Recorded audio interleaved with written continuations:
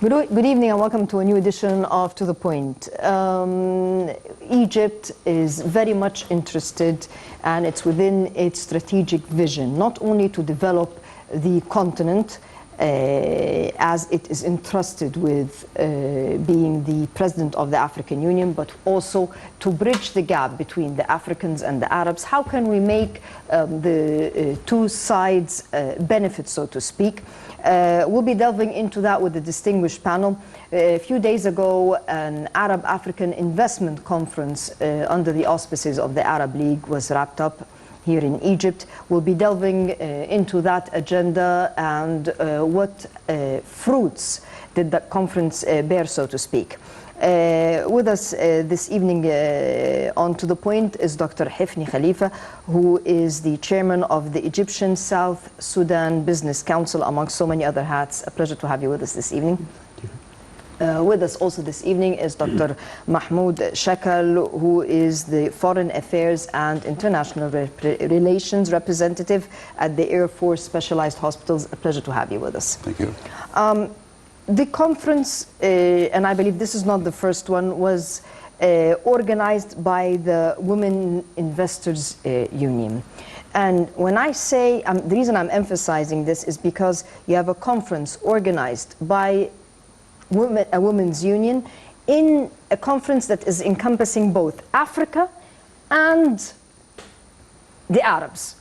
Because usually people tend to think that an African or an Arab woman are not really in the same ranking, so to speak, as the developed countries. So you have a conference which was attended by representatives from 34 countries, including leading countries in Asia and in the West, and it had quite an extensive agenda. If you can just tell me your opinion of how did this conference go, and maybe I'll start with Dr. Mahmoud. How did you see this conference's agenda, and how successful was it, if we can put it that way? Well, from my point of view, the conference was actually very successful because maybe I guess that was in the first day.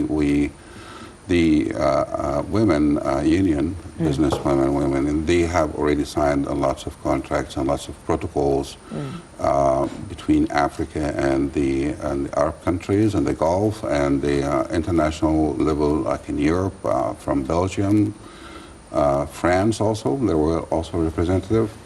And there was a vision in that conference that I have laid on a personal level, that how to get those all countries work together. We called it actually like the EGAFA stands for Egypt, Arab, and the International. It's like a shareholding firm that all these countries work together in one direction for the sake of development of Africa.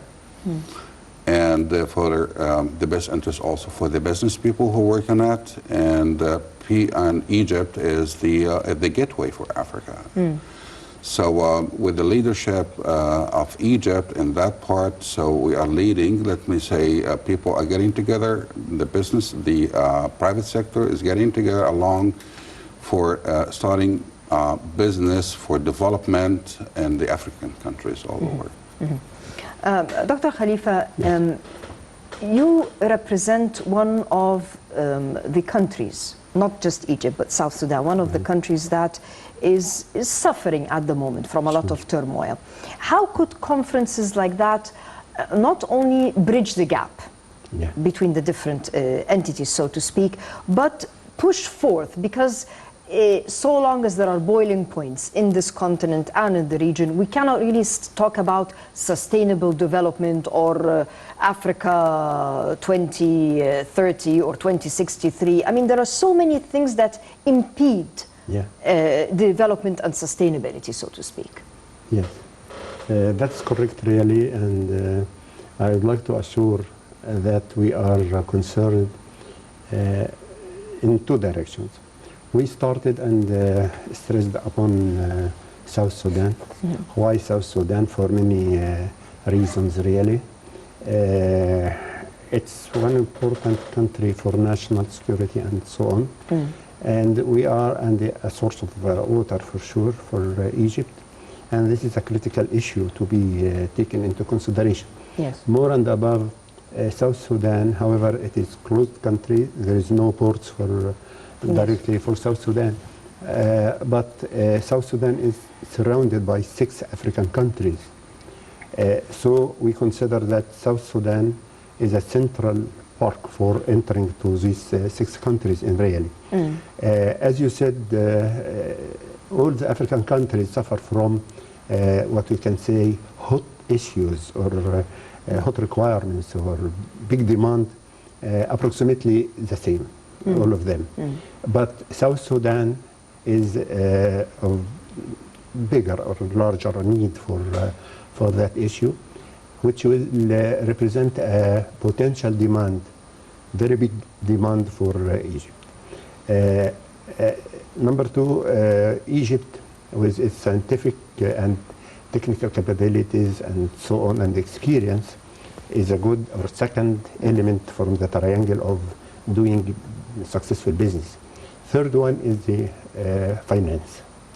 So if we entered or if we succeeded to join South Sudan and help them in their critical demands like food, health, education, this is very critical.